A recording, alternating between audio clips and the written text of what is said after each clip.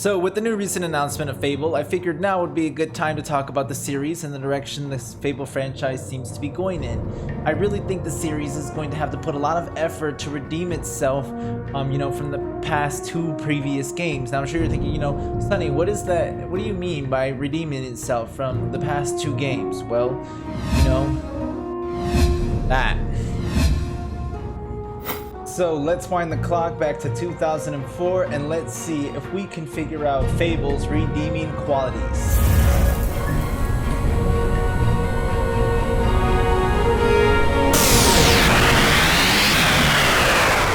Now, Fable, or Fable the Lost Chapters, had some of the most memorable lore that I've ever played in any video game, even compared to most modern games released in 2020. You start off as a small child and it's your sister Teresa's birthday. She mentions how she's excited because your mom will be arriving today for your birthday and your mom has been away for quite some time. So you go out into the town and earn some gold by doing a series of good or bad deeds so you can buy her a gift. And when you go to give your sister her gift, the town is immediately attacked by bandits. And unfortunately, your sister's birthday party never ends up happening. After the assault, you see your father dead on the floor, and you're led to assume that your sister and mother are also dead. You are then greeted by the legendary hero named Maze, and he brings you back to the Heroes Guild, where you will now spend the remaining time until you become a licensed hero. Now, the Heroes Guild is the heart of the Fable franchise, and I think most fans would agree with me. So what does that mean exactly? It just means that when most people think of Fable, they think of the Heroes Guild and of course, its heroes. There's tons of interesting things to see and learn from the Heroes Guild, and one of the most interesting spots in my opinion is the tombstones of the great heroes Holder, Delphi, and Celsius in the guild's garden. You can also learn about some of the mighty heroes that currently reside in today's Albion, like Scythe, Maze, or even the Guild Master. Your health is low. Do you have any potions or food? The Heroes Guild is an excellent source of lore to bring to the world of Albion. There's also a grand library that foreshadows the game's ending and explains about creatures that you'll encounter on your journey. Also, the history of Albion can be explained on how the Old Kingdom, which was once a civilization that existed long before Albion was even born, but was ultimately destroyed. So I'm sure you're wondering what all of this has to do with redeeming the Fable franchise. Well, I'm about to dive into that, but really quickly I wanted to dive into another subject. To be straight and to the point, it's actually Fable's combat system. Fable has an excellent combat system which involves using swords, bows, and various unique types of magic and spells. I mean, the amount of spells you can learn is astounding even by 2020 standards. Some of the spells are like Berserk, Fireball, Thunder, Magic Shield, Slow Time, Summons, and even Soul Draining. You can create a unique of strings of combos and flurries of different spells and attacks. In my humble opinion, it's the strongest part of the Fable franchise. Now, of course, Fable wasn't a perfect game neither, and it had its flaws, such as the magic system being way too overpowered. I mean, you can pack some serious damage with those spells, and it makes the game way too easy even for a casual base. Also, the melee combat can be a bit repetitive, and the ranged combat is just way too good. So how could a franchise that was rich with lore and content and quests and abilities and all of these different types of things go almost completely forgotten? And why did we almost have to wait 8 years to even hear about another Fable game? I mean, unless of course you count that dreadful game that came out in 2017 that was called Fable Fortunes. Oh, what was that? Oh, yuck. Well, I hear that's lucky.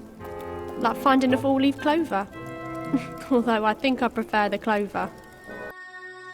So I know at the time Peter Molyneux was going through a bunch of things, and I really believe that the game had no idea what direction to go in, and I really believe that Peter Molyneux knew that because he emphasized so much on making about your family and making it about making your kids and having a job that the game legitimately lost its own sense of identity.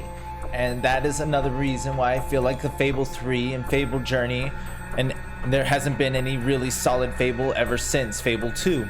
I mean, granted, I don't like Fable 2, but I would consider Fable 2 to be a solid game. It has an antagonist, it has lore, it has, you know, a decent, you know, fighting mechanic and everything. It's a respectable game. I just don't think that what it did with the series going forward was what was best for the series as a whole. With that being said, I am going to show you guys now the clip that I believe is what really was the root of why the Fable franchise started to die off in the first place. Let's go ahead and take a look. For centuries, this academy trained the most supremely gifted sons and daughters of Albion, bound together by the blood that flowed in their veins. Once worshipped by the people of Albion, the great heroes came to be feared and hated. No man alive today remembers the night the guild burned, and now it lies forgotten. But the heroes are not all gone. You are here, and that same heroic blood flows through you. Look around at these walls. Your forebear, one of the mightiest heroes who ever lived. At a young age, he suffered a devastating loss, from which he never truly recovered. But when the world tried to crush him, he fought back. He grew strong, strong enough to reshape the world as he saw fit. You must do the same. The guild has reacted to you. Step into the light. Learn the true power of heroes. So that clip was taken within the first 40 minutes of Fable 2. That was basically the introduction to the new sequel game, and it spent the first 40 minutes dismantling everything that the previous game set up for itself.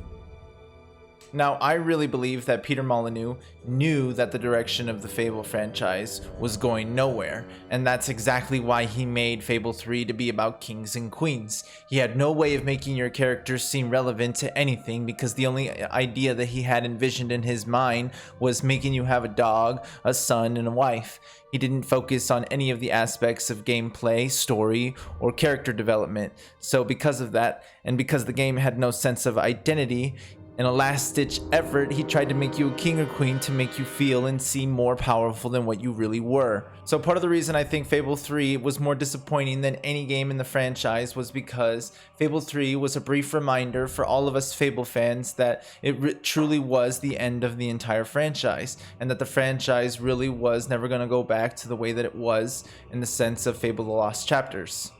But now with recent news, we have a new Fable on the horizon, and I think that Fable can make a strong comeback, and I am about to share with you guys what I think will be the most biggest redeeming features that the game could possibly do in order to make a huge comeback and draw in old and new Fable fans alike. Now, I think it goes without even saying, but you guys are going to have to bring back the Heroes Guild. You guys are going to have to go back to the roots of the franchise because, in my opinion, it's the richest source of lore that the franchise has to offer in the first place. Now, the quest system in Fable was really one of the features that made the game very fun to do and made you want to keep playing. One thing that I thought was really unique was that the game would make, you know, quests for good and quests for evil. And between those quests, you could decide what you wanted to do and it would have a different outcome in the game. But I would love to see that to be expanded upon, to make more different types of quests that have more of an impact on the characters in the game and to have more meaning behind each decision that you make. And of course, adding more quests and tweaking things like combat and magic. And I would love to see magic to make a return. And not just the magic where you're just little one spell zaps and using gloves. I mean real magic, real different types of spells, because I didn't think there was anything wrong with the magic system, so I don't know why Fable thought that it would be a really great idea to completely eradicate their magic system and water it down with gloves. Do not go into the future. Go back to the past. If anything, go further back in the past than to go to the future. If you don't want to make the game being in Albion, why not make the game in the Old Kingdom? Why not make the game about one of the three legendary heroes, Holder, Celsius, or Delphi? You know, the ones that I mentioned previously in the video from the Guild's Garden? That would be some interesting stuff. Why not go into the backstory of the Guildmaster? Why not go into the backstory of Jack of Blades? I mean, you literally can go tons and tons of different routes here.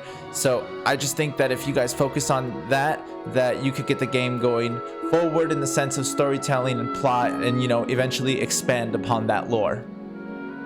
And for the love of God, please don't riddle us with microtransactions. I don't want to be spending money for swords and for arrows and for all of these other different types of bullshit. I just hope that you guys can make the franchise specifically about, you know, maybe quests, extra maps, dungeons, and things like that. But please don't try to steal our pockets and go after, you know, clothes and dyes like you guys did with Fable 2. Now, I can't stress this enough. But you guys have to make a compelling story. A lot of people remember the Fable franchise for its compelling story and some of its most memorable moments. And my most memorable moment in the franchise is when you end up getting locked inside of this prison and they torture you for a whole year and they take away all of your belongings. Everything that you worked so hard to earn inside of the game is all gone, and you're laughed at and mocked by these guards, and you legitimately are completely helpless and can't do anything about it. And eventually you end up recovering your belongings and fighting all of the guards who had been torturing you for the whole year. And it is an amazing and satisfying feeling when you obliterate those guards. And I think that you need to have aspects like that in your video game if you want this franchise to keep going. You have too many games now that have too many crazy different ideas, like Resident Evil storytelling or Skyrim storytelling, or just all of these different games, Witcher 3. And we just need to have a compelling story, one that will be remembered, one that was just as memorable as Little Sparrow, or one that was as memorable as, you know, Teresa and her little birthday party. We just need to have those emotions, and we need to have those experiences again if we want to see this franchise redeem itself. And before I go, I really wanted to give a big shout out to Fables Fans Guild on Facebook. You know, they got a really great group going on in that community, and I'm actually really happy to join it. I've joined a lot of different communities, whether it be for Fallout, Star Wars, Pokemon, or you name it, whatever different types of group. But I really find Fable Fans Guild to be one of the most friendliest groups that I've joined in. So thanks for giving me the opportunity to post this video and allowing me to be a part of your guys' group. And with that being said, thank you guys for watching this video, and thank you for being a part of my channel. Don't forget to tune in next time on another episode of The Gaming Fool, and you guys have a great night.